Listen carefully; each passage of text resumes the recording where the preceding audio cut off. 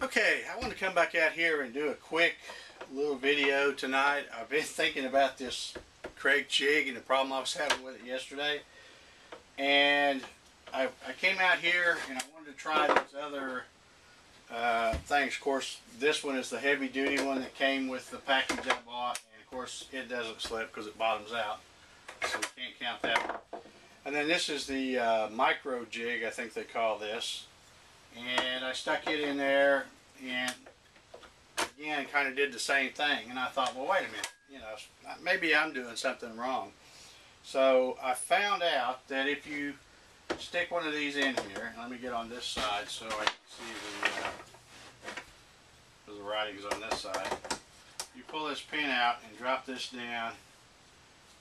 Okay, I've got it on 3/4. Well, then if you take this and kind of twist it and push as you're doing it, it's really in there then.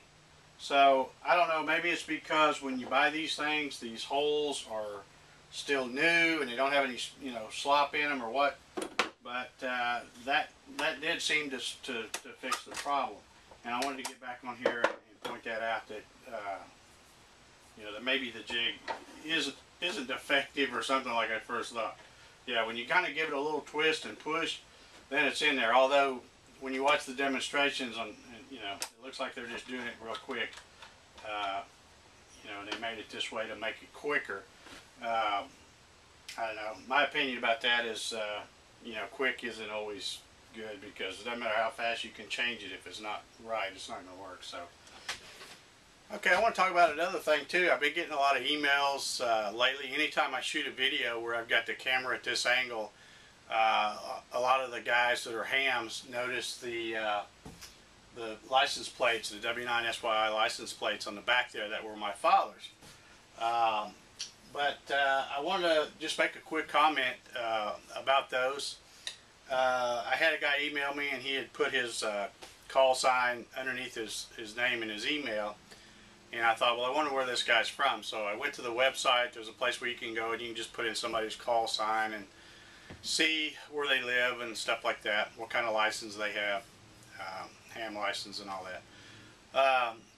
So anyway, I did this, and then while I was on there, I thought, well, let me just look up Dad's old call sign. So I looked up W9SYI, and of course, you know, my father passed away in 1999, so he is considered a silent key. And then I got to looking at that. You know, his license expired in 2006, and got to reading on about this thing called vanity call signs, which is very much like a vanity license plate, I guess. But you know, you can get your ham license, or I guess I should say amateur radio license, ham license. Everybody likes to call them hams. And you can get your assigned call sign. They assign you the next sequential call sign, and then you can actually trade that in to get a vanity call sign, or a call sign that you like. Well, when I read that, I thought, man, that would be cool to, you know, if I could do that and be W9SYI. So I ordered a book from Amazon, you know, to prepare for the technician's class license. Studied that book for about 3 weeks. Got my, went down to Griffin, Georgia. I had a place down there where they gave the exam. Took my exam. Passed the exam. A few days later, I got my original call sign, KM4IBI, and then I immediately got online and applied for the vanity call sign, which was my father's old call sign. And it took, I don't know, about 2.5 weeks, I think, but I got approved for that. So now I am W9SYI, which I think is pretty cool. So I just wanted to share that with some of the ham guys out there, because I know they always give me a lot of questions. You know, they ask if I'm a ham and stuff like that, and of course now I can say, yeah, that's me. Although these were my dad's plates.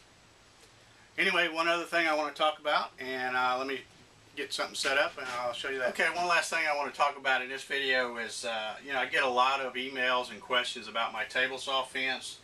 About a year or so ago, I did a video, and I'd had a lot of people inquire then about this bracket and if they could buy it and stuff like that. So I thought, well, what the heck, I'll make a run I think I ran about 15 or 20 of them, and sold out really not very quickly. I mean, I just kind of sold one here and there, and so I thought, well, I won't bother getting any more. But it seems like here lately, I've had a renewed interest in this, and it's really nothing. I mean, I've had, this is a piece of form channel that I designed out of, I believe this is 3/16 steel, 7-gauge steel, I think. And then I just cut these little HDPE inserts that I put on here. It's really slick. It slides really nice on this 2x2 square tubing. And then my fence is nothing but a piece of 14-gauge 2x4 rectangle tubing. I put these little plastic things. I forget what they call them now. I got them at Ace, and put them on so that it actually rides on the table just on these 3 points. And like I said, it slides really smooth. But anyway, like I said, I've had a bunch of people here recently ask me about that. And also, you might notice too, my handle finally gave up the ghost, so I enlarged my hole and welded a 3/8/16 weld nut on there. And right now I'm just using a bolt. I've got to get another handle made, or knob, I should say. But anyway, I've had a lot of people ask me about this, and I just want to get on here and say, if enough people do it, say they want one, maybe I'll do another run.